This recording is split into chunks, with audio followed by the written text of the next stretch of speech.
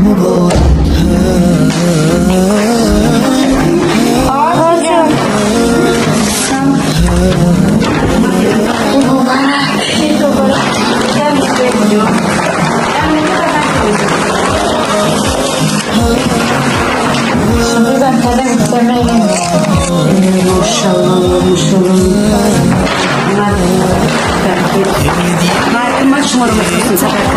بر شما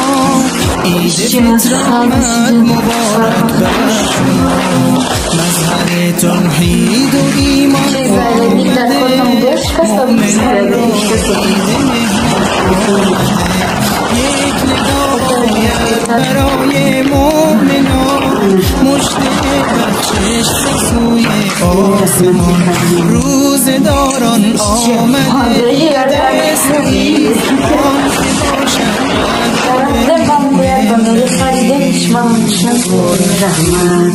با خوردنی ما موازن می‌کنیم.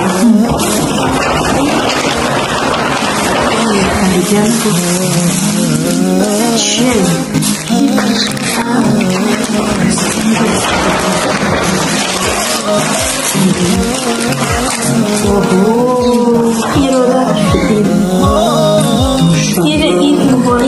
خلي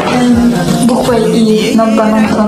نظام برای ماشینو عید فطر آمد كمان قررت تجيان ماشاءالله بهترین کو اگه حرفیه مؤمنان عيد مبارك شدم رحمت شما دم مبارک باشه برکتون دراز کنه خداوند برکت دنیا رو سرتون بریزه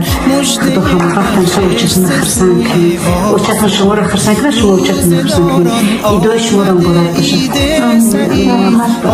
با سلامای دیگر برسونه عيد مبارك رحمت بچه رو